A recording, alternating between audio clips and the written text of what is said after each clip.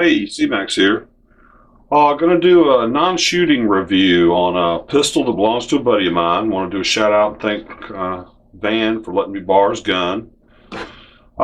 This is an SCCY CPX2.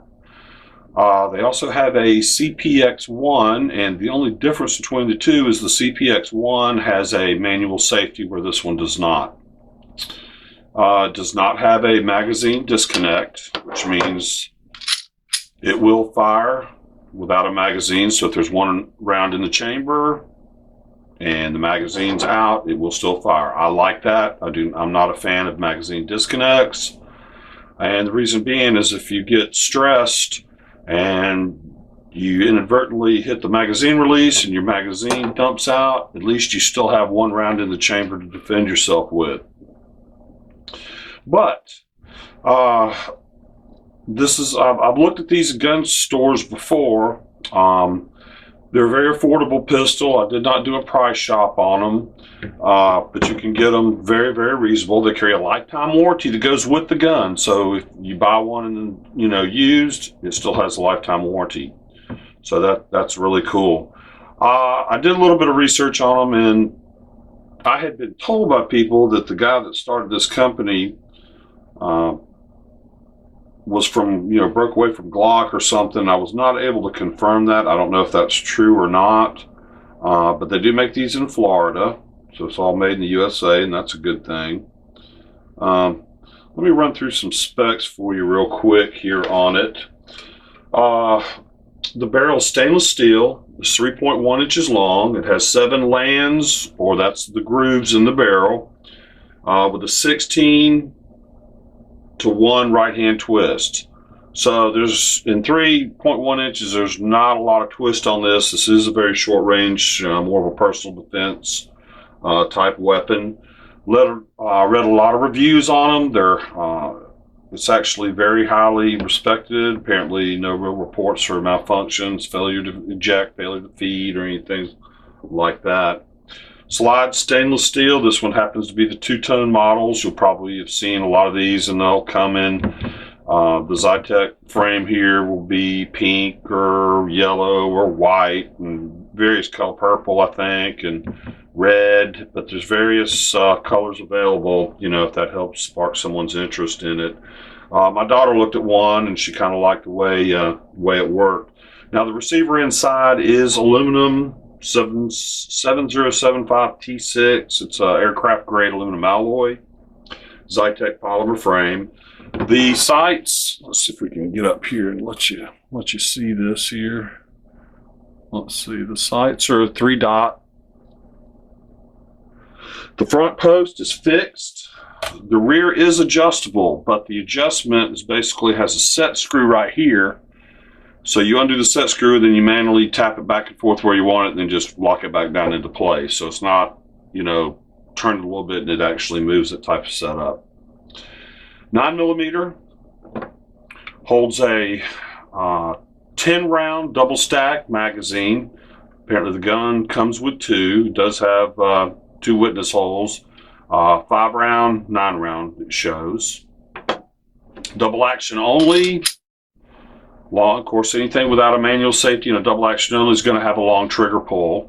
So the hammer is not exposed, although you can see it right here. Let me get up on it so you can see it a little better, and you can see it come back there and then drop. We'll see if I can get a little bit better lighting on that.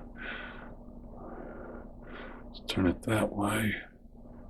There we go. Now the book says it's a 9-pound trigger pull,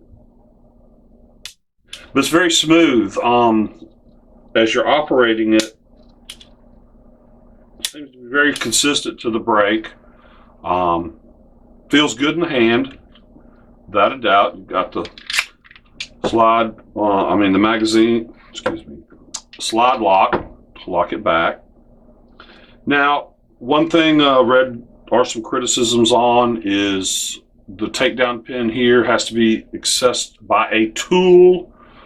I did see one guy doing disassembling it with a cartridge. where you take and you hook it in here and you pry it out and it gets it started, the rest of the way it comes out. And that's all well and fine, you're out in the field, but I would try to use a spent cartridge so you don't have to worry about possibly setting off the primer while you're doing it. So I wouldn't recommend doing it with a new cartridge. I would recommend a spent cartridge in doing that. But the manual says get a screwdriver and pop it out. It's 4 inches high. It's 5.7 inches long. The width is 1 inch, which looks thicker than that to me.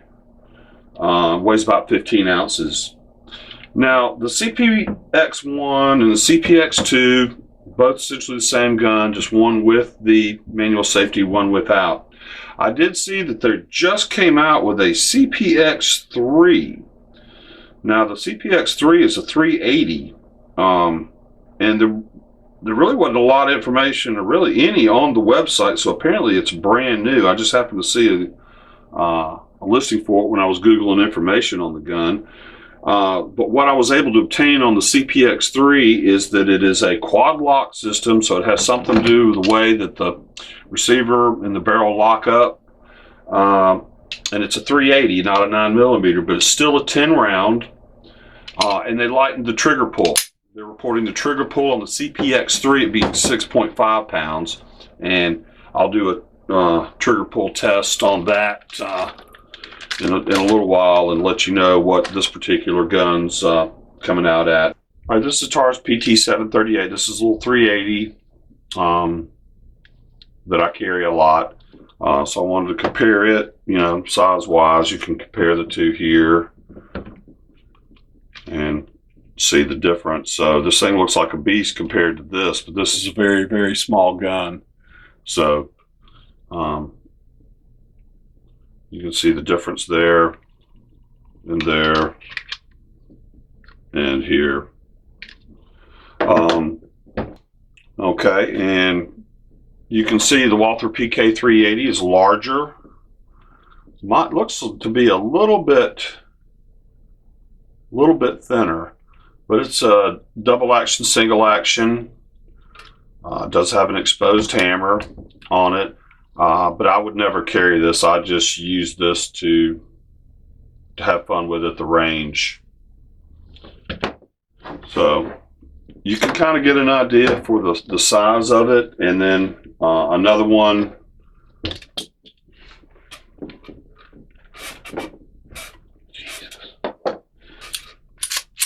Then another very popular one is this is the LC9S Pro. I do have a review on this one and on the PK and on the TCP, but this is the one it's closest to in size, as you can see. Very similar in length. There again, it looks thicker than this one does, and it's virtually the same size. Maybe width difference would be about it. This one has more capacity because it does have the double stack magazine. Of course, this is a 9mm as well. So that kind of gives you an idea on the size. So let's go ahead and take it apart. And I tell you what, let me grab a spent 9mm shell to try that routine. I've always got one of those around here handy somewhere. Now the magazine, the manual says slide her back. Of course, you make sure she's empty, as you always do. And to get a screwdriver, put it in there, a flat blade, and pop it out. No one needs any instruction on doing that, but I was going to show you with the case what you could do. You know, my preference is always not have any tools, especially a specialized tool like the PK380 has. That's one thing I really don't like about it. But this isn't too bad, but when you don't have to have any tool at all, of course, that's better in my opinion. So what you do is you hook it in on the rim here. Let me get up a little bit closer so you can see that. Just so I get a little bit of light on it there. And we'll take and hook it in the side of that, and as you can see, it's started to come out now. As you can see right there, she's not flush anymore. And once you get it started, she comes out real easy. And as you've noticed there, once I pulled the pin, you can see the barrel sliding back and forth. So when you put it back together, you have to line up the barrel so the pin goes through the proper slot in the barrel, but that's not a real big deal, and I'll show you that when we put her back together. Release it, and she slides forward. Take out the spring, take out the barrel. So it does break down, very similar to, the other automatic type weapons. And yeah, they're just, don't know if we can see that, probably not. We'll try to zoom in here. Whoop, wrong way.